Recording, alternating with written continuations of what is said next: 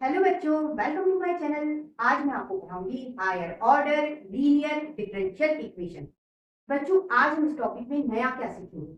आज हम जानेंगे कि जब आपको डिफरेंशियल इक्वेशन दे रखी हो और उसके इक्वल में मतलब राइट हैंड साइड यहाँ जो फंक्शन दे रखा हो वह फंक्शन बेटा x की पावर n cos ax या x की power n sin ax in form में आपको यदि दिखे तो पर्टिकुलर इंटीग्रल या करिए पीआई कैसे निकाला जाता है। तो चलिए शुरुआत करते हैं। बच्चों, सबसे पहले हम इस टॉपिक का बेसिक समझेंगे। देखिए e की power i a x equal to होता है cos a x plus i sine a x.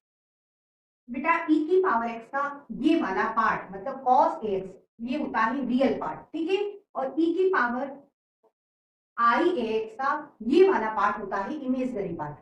अब बच्चों, यदि आपको डिफरेंशियल इक्वेशन दे रखी हो और उसका आपको पर्टिकुलर इंटीग्रल निकालना हो और वह x की पावर n cos ax इस फॉर्म में हो तो आप जब क्वेश्चन सॉल्व करोगे तो बेटा cos ax को आप लिख सकते हो e की पावर ix का रियल पार्ट, ठीक है। और यदि आपको x की पावर n sin ax इसका पर्टिकुलर इंटीग्रल निकालना हो तो बेटा साइन ax को आप लिख सकते हो e की पावर आई ax का इमेजिनरी पार्ट, ठीक है। अब बच्चों हम इस डिफरेंशियल इक्वेशन को सॉल्व करेंगे। सबसे पहले हम इस इक्वेशन की लेफ्ट हैंड साइड सॉल्व करके px पता t की जगह हम m पुट करेंगे तो ऐसा हो जाएगा n square plus 1 equal to 0 n square equal to हो गया माइनस 1, ठीक है। तो n इक्वल टू हो गया प्लस माइनस i, ठीक है। इसके आगे हम 0 अब ये जो आपको n की वैल्यू मिली है या करके रूट लेंगे ये बेटा इमेजिनरी है या करके कॉम्प्लेक्स नंबर है। तो बेटा सीएफ इस फॉर्मूले की हेल्प से निकलता है। a इक्वल टू हो गया 0 और b इक्वल टू हो गया 1। अब इस फॉर्मूले में वैल्यू रखो pf इक्वल टू e की power 0x c1 cos x plus c2 sin x pf equal to बेटा e की पावर 0x 1 होता है तो ये बचा c1 cos x plus c2 sin x। इस तरह से बच्चों pf आ गया। अब बारी pi। बच्चों pi डिफरेंशियल इक्वेशन की राइट हैंड साइड की जो फंक्शन होता है उसकी हेल्प से निकलता है। तो pi equal to x square into sine 2x और अपॉन में फंक्शन ऑफ b आता है स्क्वायर प्लस 1। अब बच्चों मैंने आपको बताया था कि e की power i x equal to होता है cos x plus i sine x.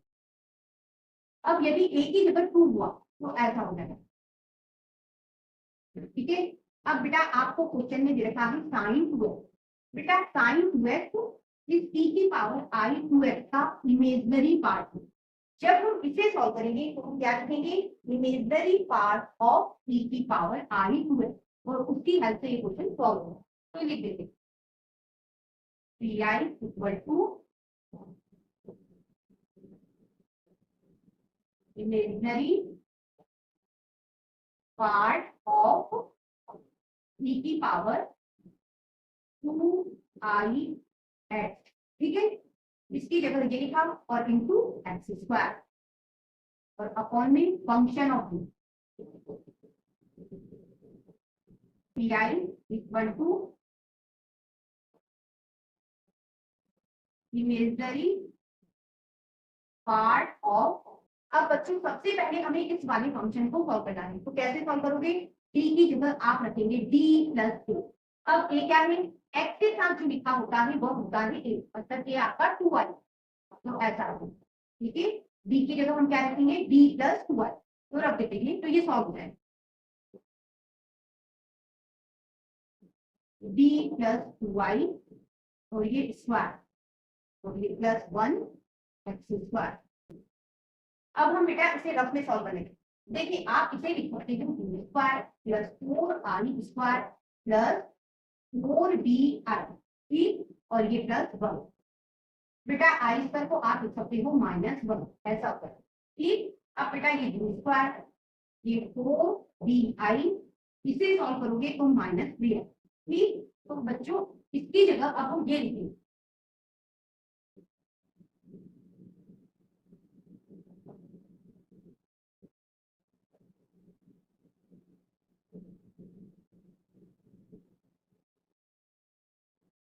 B square plus 4di minus 3, तो ये एक्स स्क्वायर।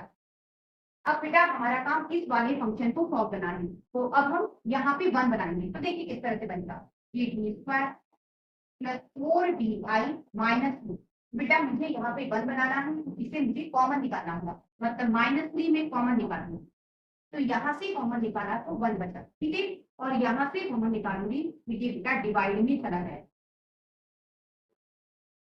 ये चला गया डिवाइड में, ठीक है। अब देखिए ये माइनस ये प्लस -3, इस तरह से बच्चों इसकी जगह हम अब ये लिखेंगे, pi equal to imaginary part of e की पावर 2ix। बेटा इसकी जगह हम ये लिखेंगे, ये -3 1 अपॉन ये 1 minus d square plus 4di upon 3, और ये x square. pi equal to imaginary part of e की पावर 2ix, और ये अपॉन में -3। बेटा इसे हम ऊपर ले जाएंगे, तो यहाँ 1 पावर भी ऊपर जाएगी तो -1 हो जाएगी।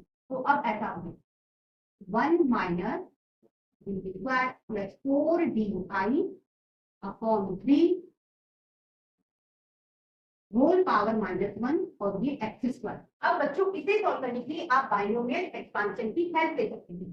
देखिए 1 माइनस एक्स की होल पावर -1 इक्वल टू होता है 1 plus x square plus x cube, इस तरह। अब आप इससे इसका कंपैरिजन करेंगे तो x इक्वल टू ये पूरा होगा, ठीक है। pi इक्वल टू, इसे हम लिख लेते हैं ये इमेजिनरी ये पार्ट ऑफ e की पावर i 2x, और ये -3।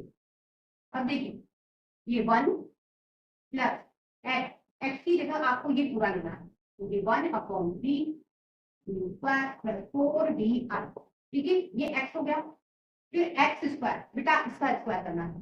तो देखिए 1 अपॉन 3 का स्क्वायर हो गया 1 अपॉन 9। अब इसका स्क्वायर हम ब्रैकेट में करेंगे, स्क्वायर प्लस 4di, और उसका करना है स्क्वायर।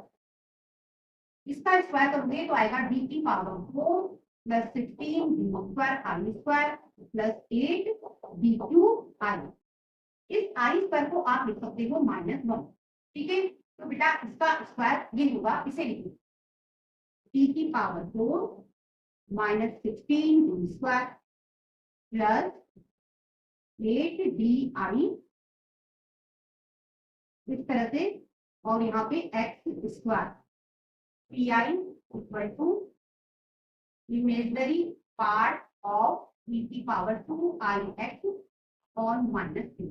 एक्स स्क्वायर का यहाँ मल्टीप्लाई करोगे तो ये हो जाएगा एक्स स्क्वायर प्लस ये 1 अपॉन 3।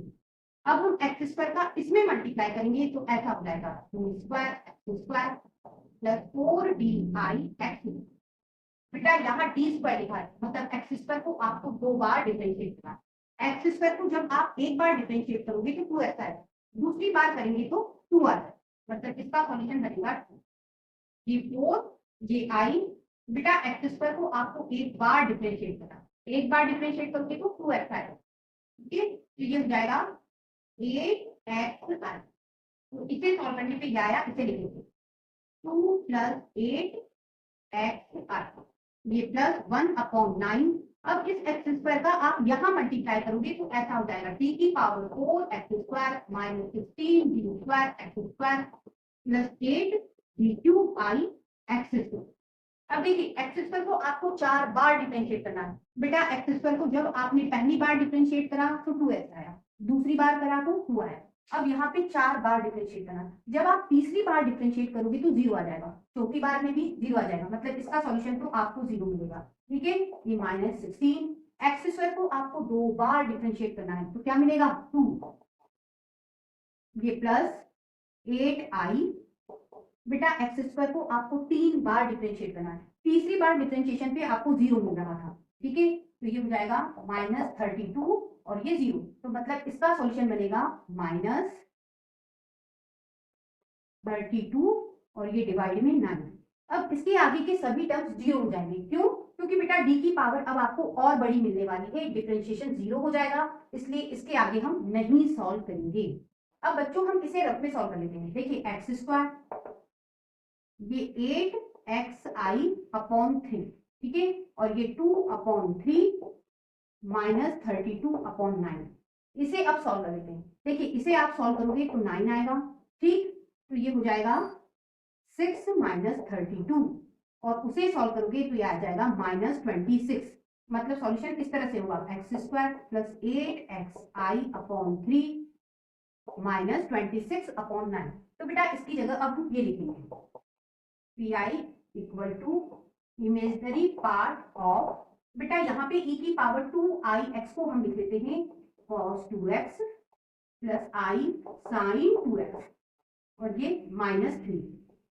बच्चों इसका सॉल्यूशन ये बना, इसे लिखो x square plus 8xi upon 3 -26 upon 9, pi equal to imaginary part of -3 का हम अंदर मल्टीप्लाई कर देते हैं,